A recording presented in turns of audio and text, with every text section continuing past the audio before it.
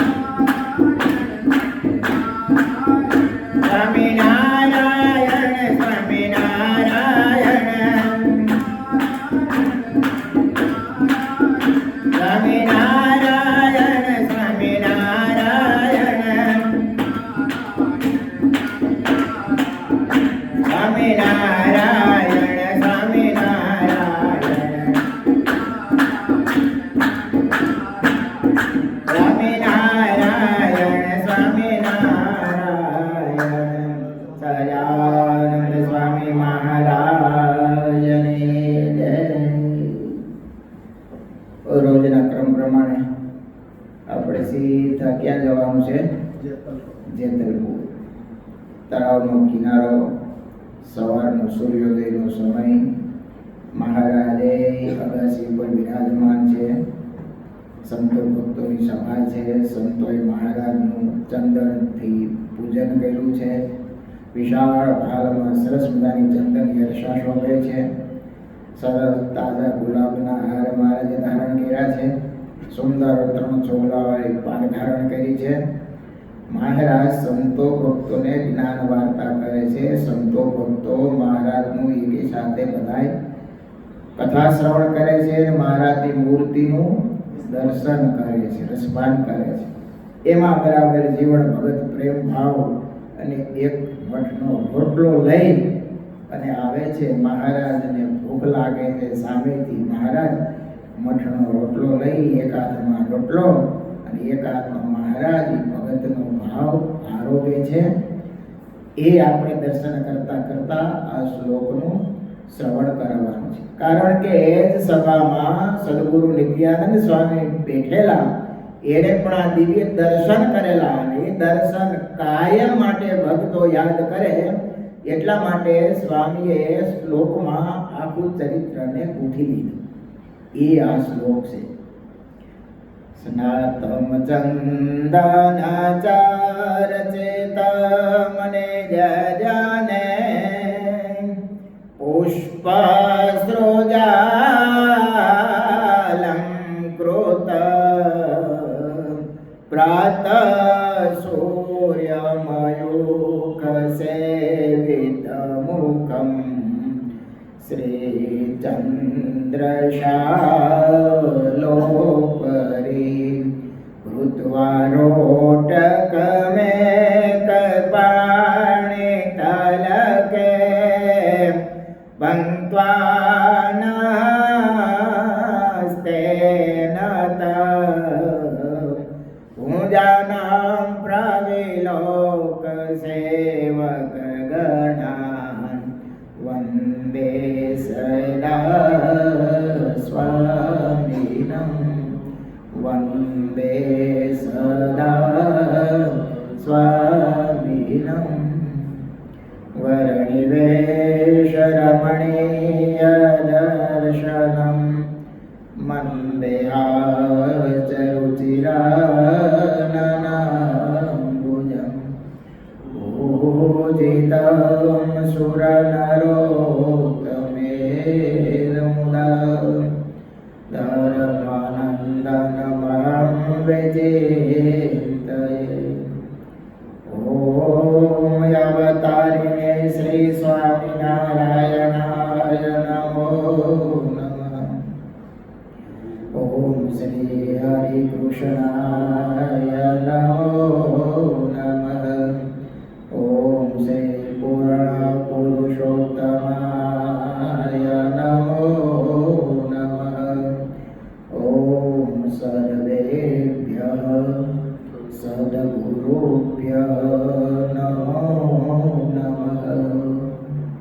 સહજાનંદ સ્વામી મહારાજની જય, હરે કૃષ્ણ મહારાજની જય, સ્વામિનારાયણ ભગવાનની જય.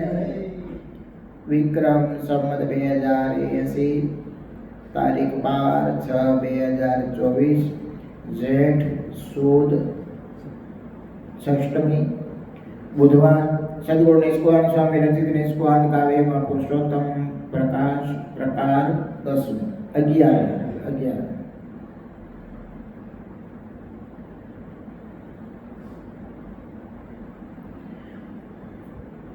સર્વે અવતારનો જે સંકોચ રે, ભાંગ્યો ભક્તોનો ના રાખે પહોંચ રે. પહોંચ એટલે કઈ ખામી નો રહી, ઓટ નો આવવાની એમ. જે ભક્તોના જે કાંઈ મનોરથ હતા એ મહારાજે તમામ મનોરથ જેવા હતા એવા પૂર્ણ કર્યા. પાછા કેવા લીલા ચરિત્રો મહારાજે કર્યા, અને કરવાનું કારણ ભક્તનો પ્રેમ, નિષ્કામ ભાવના. ગજા ગઢવી થઈ ગયા દેવાનંદ સ્વામી. એક મુમુક્ષુ માટે મહારાજે કેવી લીલા કરી. મહારાજ બળોલ ગામ ગયેલા, બળોલ પૂર્વસનું ગ્રામ બળોલ, ત્યાં ગયેલા. ગામને પાદર ગાડા ઉપર ઢોલિયો, એની ઉપર સવાર. ગામ લોકોને બધાને ખબર પડી ભગવાન સ્વામિનારાયણ આવ્યા છે, એટલે ગામ લોકો દોડી દર્શને આવે. સાંભળેલું કે ભગવાન કહેવાય છે, તો બધા દોડી ભાઈ ભક્તો દર્શને આવે. ગજા ગઢવી હતા એ સભામાં, જે પૂર્વાશ્રમનું નામ ગજા ગઢવી, જે આપણા દેવાનંદ સ્વામી કેવા સમર્થ સાધુ થયા. બ્રહ્માનંદ સ્વામીના શિષ્ય પૂરીધામમાં ગયા. આવેલા મહારાજે એને લાવવા માટે, એનું શ્રેય કરવા માટે આખી ગામ સભા છે, વિચાર તો કરો. અને મહારાજે પ્રેમી ભગતને કીધું, ભગત ભૂખ લાગી છે, કંઈક ખાવાનું આપો ને. આખું ગામ જોવા આવ્યું છે. ગામ અને પાદર સભા છે, કોની ઘરે નહીં. અને મહારાજે દહીં માંગ્યું. મહારાજ કે અમને દહીં આપો. દહીં લાવ્યા તો આમ મુઠ્ઠી ભરે અને આમ સીધું થાય. ઓલા કાચા પોચા હતા કે આને ભગવાન કહેવાય, ખાતા આવડતું નથી. અને રેગાડા પાછા કોણી ઉડી જાય, કોણીને પાછા જીભથી ચાટે. આપણે ઘરે કોઈ મહેમાન આવ્યું ખાલી આમ આંગળા ચાટે ને તો એવું લાગે કે આને ઓછી પાડી. આ તો જીભ ક્યાં ફેરવે? કોણીએ બોલ. આ હકીકત તો એવું છે, કોઈની જીભ કોણી અડે નહીં. પણ ગઢવીને કીધેલું, શું નામ હતું? ગજાનંદ. એને કીધેલું આકાશવાણીએ કે જા તને ભગવાન મળશે. ઓળખાણ તો કે જીવથી કોણી ચાટતા હોય તો માનજે સાક્ષાત ભગવાન છે. ભગવાન મેળવવા માટે આપઘાત કરવા તૈયાર થયા. આવી આકાશવાણી થઈ. તારે ગોતવા નહીં જવું પડે, ગોતતા તને સામેથી આવશે. ઓળખાણ કીધી કે જીવથી કોણી ચાટતા હોય તો માનજે એ ભગવાન છે. હવે આકાશવાણીએ કીધું હોય એમાં કઈ બાકી છે? ગામ લોકો તો ઘણા ઊભા થઈને જવા મળ્યા કે અમને ખાવાની ખબર પડતી નથી અને આને લોકો ભગવાન કહે છે. પણ ગજા ગઢવી બેઠી અને ઊભા થઈને મહારાજના પગમાં, મહારાજ આ શરીર તમને સમર્પિત છે, તમારી સાથે રહો. અને મહારાજે એને સાથે લીધા. થોડાક સમય પછી સાધુ કહ્યા અને દેવાનંદ સ્વામી નામ ધારણ કર્યું. કેવા સમર્થ સાધુ થયા. પણ કહેવાનું એક મુમુક્ષુ માટે મહારાજ કેવી લીલાઓ કરે છે, કેવા ભાવ ભક્તોના પૂર્ણ કરે છે. કોઈ બેન રોટલા બનાવતા હોય, રોટલો ફૂલે સંકલ્પ કરે, એ આ રોટલો તો મહારાજ જમે એવો છે. એ ભાત લઈ જતા હોય તો મહારાજ માણકી લઈને સામે આવે, બેન ભૂખ લાગી છે આપજો. ભાત હેઠું ઉતારે અને ઉપરથી ગરમ રોટલો ઉપરથી આપે. મહારાજ કે એ નહીં, નીચેથી ચોથા નંબરનો રોટલો અમારો રસ્તાને કાંઠે મહારાજ એનો રોટલો અંગીકાર કરે. કેવા ભક્તો આપણે યાદ કર્યા હતા. કોઈ વળી પ્રેમી ભગત કે અમને રૂપિયો ડૂટી પર મૂકવાની, બોલો તો ભગવાન. કોઈ કે અમને તારી છોટી મારવાની. કેવા સંકલ્પ કરે, છતાંય ભગવાન પૂરા ચાલુ સભામાં લ્યો આવો આ લાંબાથી પકડ લાંબા વાતો કરતા કરતા એ ભક્તોને સંતોને શ્રદ્ધાનો લાખ લાખ સલામ નહીં અઘરું છે બધું. આ અત્યારે તમે ડાયા ડેમરાથી વાતો તો સાંભળો, પણ થોડું ઘણું સાધુના જીવનમાં કે કોઈના જીવનમાં આગા પાછું થાય એ સ્વામી પેલા હતા એવા હવે યાદ નથી. એમાંય નજર સામે દેખાય બાપ તો જોઈ લો તમારે એમાં વાદ તમારો નથી અને આ ખોટું પણ નથી, પણ હેતુ અને હિતેશુ હોય તો બોલાવીને શાંતિથી વાત કરાય કે સ્વામી આપણે આપને આ શોભે નહીં. ઘણા તો પછી લાગત જોતા હોય ક્યારે લાગમાં આવે એ ભક્ત હૃદય નથી. મહારાજે તો શિક્ષાપત્રીમાં કેવું શીખવું છે કે કોઈની ભૂલી વાર્તા હોય તો એને પ્રકાશિત ન કરે. અરે કોઈને હિતની વાત હોય ખોટું લાગે તો ન કહેવું, હિતની વાત હોય અને ખોટું લાગે તો મહારાજે વિવેક કેવો બતાવ્યો. મહાપુરુષ અધર્મ આચરણ કરે તો અનુકરણ ન કરે. આનો અર્થ એ થાય કે એના જીવનમાં ક્યારેક એ કદાચ થઈ જતું હોય અથવા તો એને કરવું પડતું હોય, ભગવાનની ઈચ્છા હોય અને થતું હોય. આ સંત મૂળદાસજી હતા, એને સામેથી બોલો બીજાનું આડ પોતાની માથે લીધે તો એને શું પરિણામ આવવાનું છે ખબર નહીં હોય.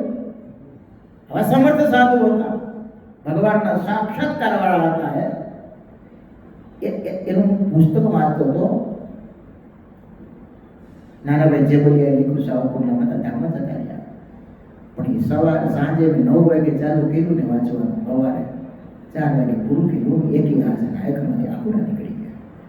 એવી એની કલમ અને એનું વર્ણન જે કર્યું છે વૈરાગ અને રૂવાડા બેઠા થઈ ગયા. એની પ્રેરણાથી જ મને પૂજ્યપાદ જોગી સાહેબની જીવનગાથા લખવાનું મન થયું. નાના ભાઈને પછી નાનો ભાઈનો કોન્ટેક્ટ કર્યો, આપણા શેકા લખવું છે. એને જે વૈરાગનું વર્ણન કર્યું સંત મૂળદાસ મૂળજીના લુહાર જ્ઞાતિ હતી, આમોદના વતની મૂળ, પણ તમે જુઓ તો ખરા કેવી મુક્ષલા હોય. હવે એની પરંપરાથી પેલી પઠ્ઠી કરવાનું, કોલસા કરવાના, પછી પઠ્ઠો નાખીને બધા વાસણો પકાવવાના, બધું કરવાનું, લુહાર નાખી લોટા ટીપવાના, ભઠ્ઠીમાં કોલસા જોઈએ ને તમડ માટે, તો એને લાકડા નાખીને ભઠ્ઠી ગોઠવેલી ચૂલાની કોલસા કરવા માટે, એમાં ઉંદરડાએ બચ્ચા મૂકેલા અને એમાં એ બચ્ચા બરાબર આને ભઠ્ઠી હળગાવી તળ અવાજ આવ્યા, એને જીવડા મરતા. કારણ કે જૂના લાકડા હોય, ઘણો સમયથી પડ્યા રેખા હોય અને પછી સળગાવવા, એને એમથી ઓહો પાપ કરીને પેટ ભરવાનું, આ ધંધો મારે કરવો નથી. તે બાજુમાં કુંડી હતી, ડોલ લઈ તરત ભઠ્ઠી ઠારી નાખી. એના બાપા કીધા તું આ શું કરે છે? અરે બાપા પણ આવું પાપ, અરે આ તો આપણો પરંપરાનો ધંધો છે, આ ક્યાં પાપ છે?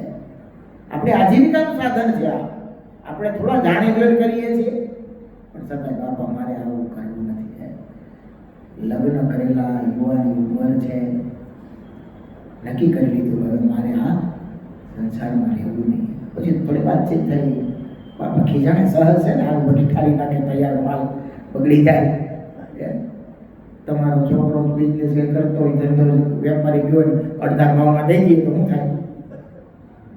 સહજ છે ને, ખોટ જાય એટલે થાય.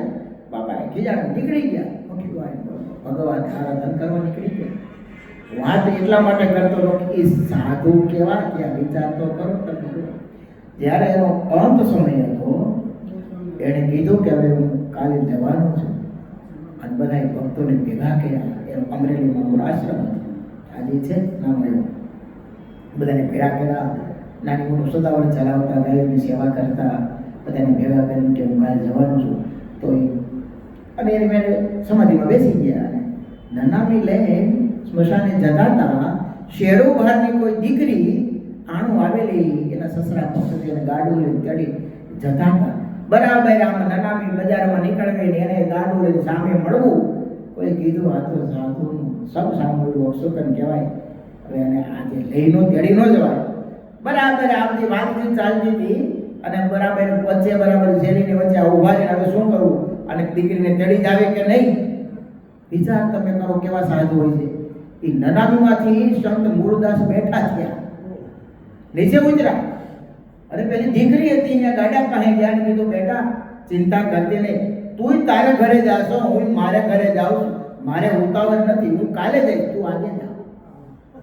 આ સંત મૂળદાસ અને પાછા આશ્રમમાં આવ્યા ને પછી બીજે દિવસે સવારે તરત એને બધે ભક્તોને કીધું હવે આપણે કોઈને નડવું નથી, મારી સમાધિ અહીંયા આશ્રમમાં જ રાખજો. બહાર નીકળી તો કોઈને અપશુકન થાય. પણ વાત હું એ કરવા માંગુ છું કે એ સંત મૂળદાસ એનો ધમધમતો આશ્રમ, રોજ કથા વાર્તા થાય, ભક્તોની ભીડ જામે અને મહાવચન સિદ્ધ મહાપુરુષ હતા, મળતા બેઠા કરે એવા સંત હતા. આ બજારમાં અમરેલી નીકળતા તો નાના છોકરાને પગમાં ઘા કરતા પગે લગાડવા માટે. એ સંત મૂળદાસ આવી નામના ધોમ ધમતું એનો આશ્રમ, ધમધમે આશ્રમ આખો રોજ સત્સંગ થાય. એમાં બરાબર સવારના 4 વાગે સંત મૂળદાસ કુવે કાંઠે સ્નાન કરવા જાય. પૂનમની રાત્રિ છે, અંજવાડામાં એક બેન, સાધ્વી બેન, પાણા વીણે કોળો ભરી આપઘાત કરવા તૈયાર થઈ અને કુવા કાંઠે ગઈ. ક્યાં તો સંત મૂળદાસે અવાજ કરે, બેન શું કરે છે? મોંઘો મનુષ્ય દે આમ વેડવી નખાય શા માટે? બાપુ આમ થઈ ગયું છે, મારા પેટમાં છે, મારે કોઈનું નામ લેવાય એવું નથી, કોઈ મોઢું બતાવાય એવું નથી. તો નામ લઉં તો એ સુખી શ્રીમંત છે, એની આબરૂનું શું? પાપ તો થતા થઈ ગયું છે બાપુ. હવે પૂર્વાસી હોય છે, ઉપાય નથી. સેવ ઉપાય બેટા મરાય નહીં તો શું ઉપાય? કાલ સવારે તો સભામાં આવજે અને હું કથા વાર્તા કરતો છું, તારે ઊભા થઈને કહી દેવું કે પાપનો બાપ મૂળદાસ છે. અરે બાપુ એનું પરિણામ બેટા તું કામ ચિંતા કરે છે? વિચાર તો કરો. નક્કી કર્યું સવારે સવાર સાંજની બેન આવ્યા, ઊભા થઈને કીધું કે મોટી મોટી વાતો કરે છે, પણ તમે એનું ચરિત્ર જાણો છો? આ મારા પેટમાં જે બાળક પડ્યો છે ને એ એનું છે, પાપ એનું છે. હવે શું થયું છે વિચાર કરો. લોકો બધા ઊભા થઈ ગયા અને સંત મૂળદાસે સ્વીકાર્યું કે મારાથી એક ભૂલ થઈ ગઈ છે. સભા તો પૂરી થઈ ગઈ. બીજે દિવસે એને ગધેડા ઉપર બેસાડી મુંડણ કરી અને ગામના છોકરાના લોકો પાણા ઉડાડે, હોળીઓ ઉપાડે, ગામમાં ફેરવા બોલો. અરે આશ્રમ છે ભીન કરી નાખ્યો. નદીમાં જઈને રહેતા, નાની ઝૂંપડી બાંધીને ભિક્ષા તો આપે ને દૂર દૂર ગામડામાં જાય.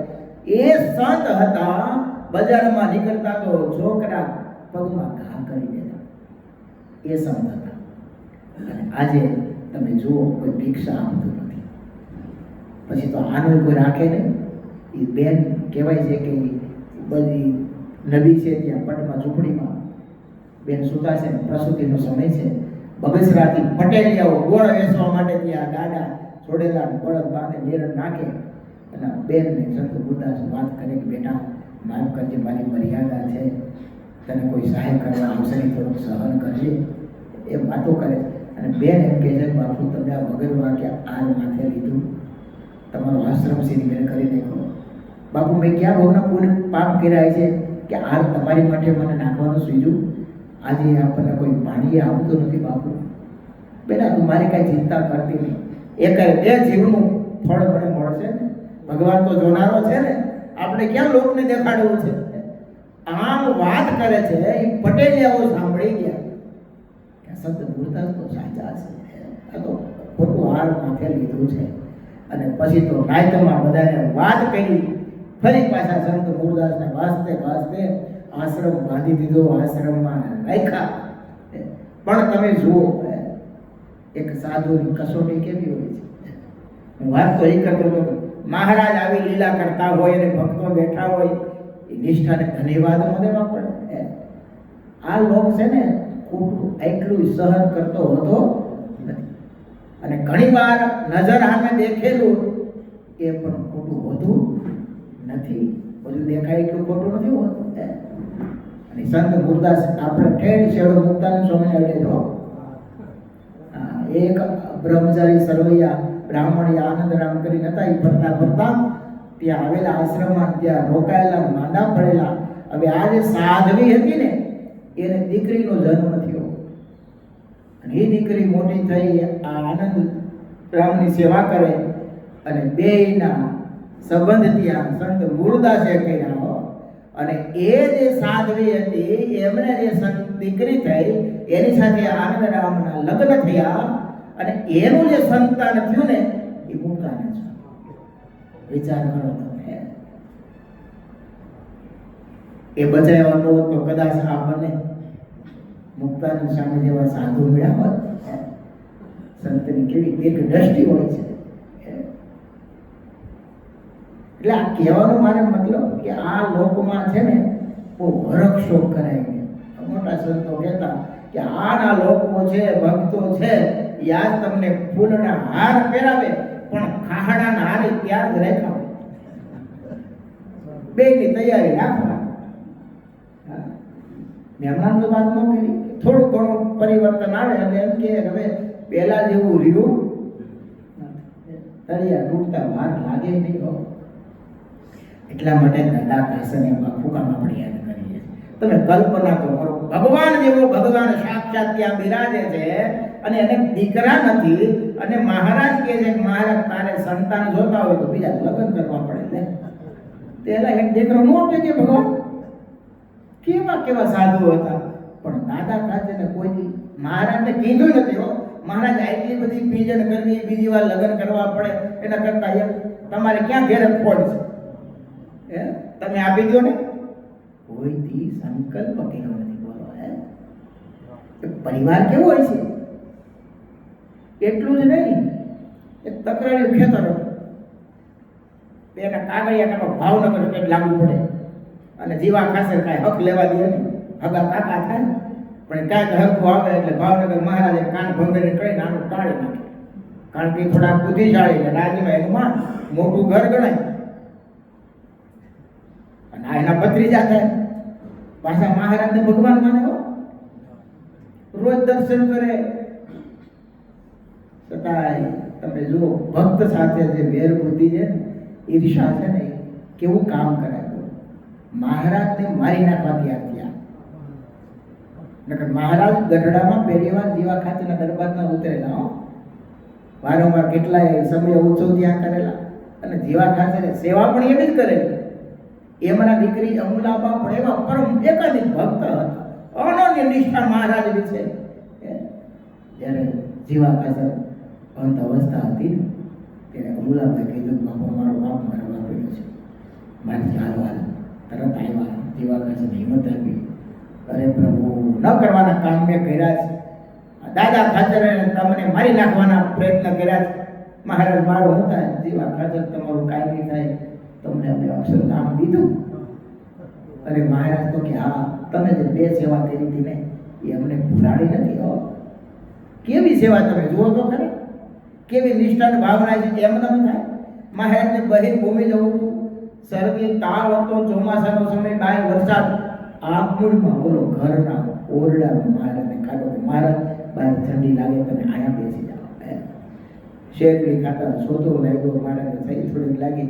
500 રૂપિયા એ વખતે મારે પાગ બાંધેલી મને કહેવાય, પરત જોયા વગર ચીરી મહારાજ પાટો બાંધી દીધો. કેવી તકની સેવા બોલો. મહારાજ કે આ બે સેવા અમે હજી ભૂલ્યા નથી હો. ભલે તમે જે કર્યું એ દાદા કાચને મને હું જાણું છું કે કાંઈ બાકી રાખ્યું નથી.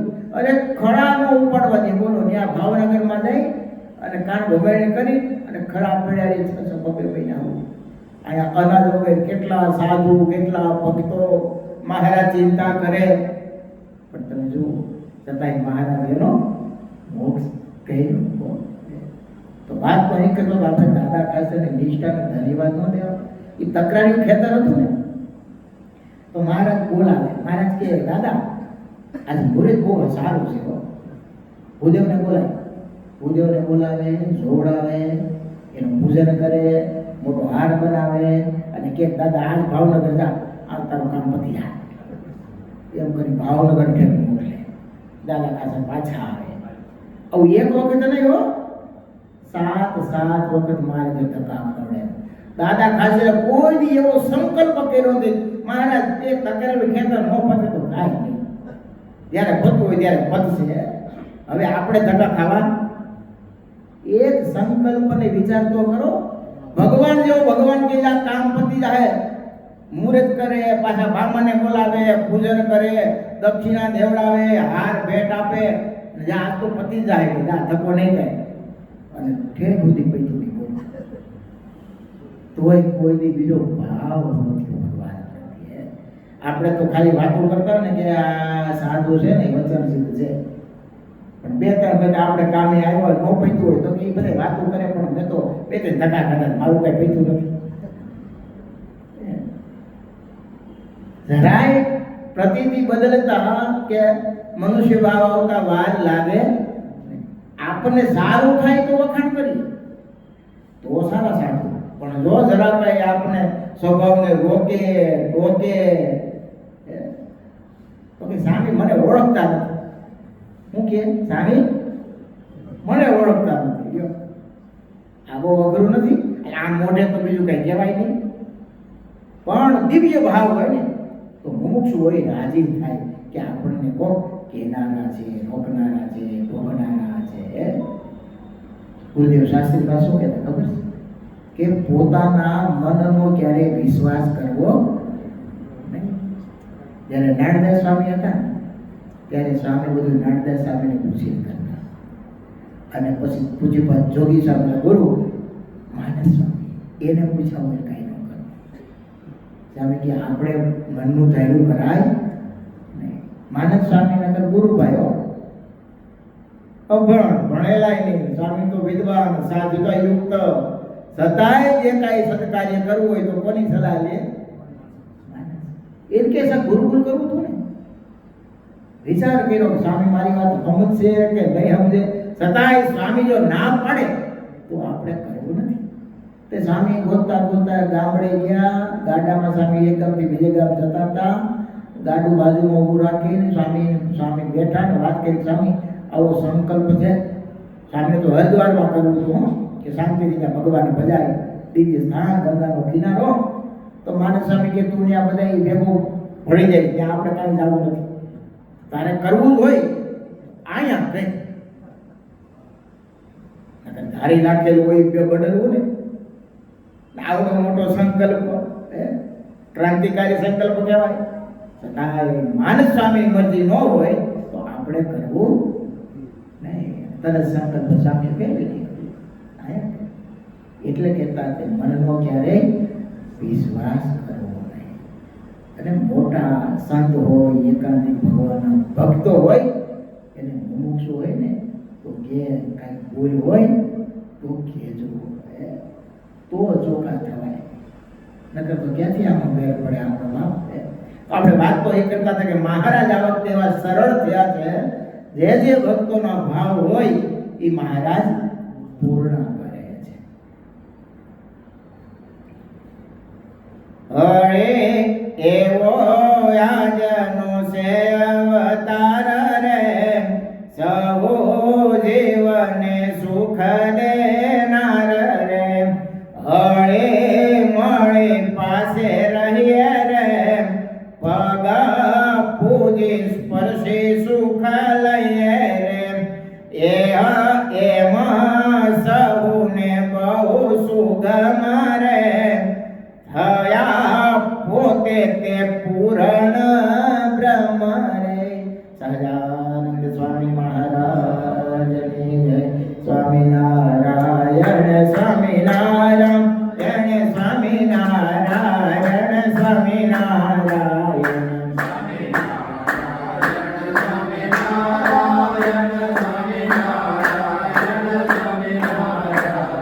સ્વામિનારાયણ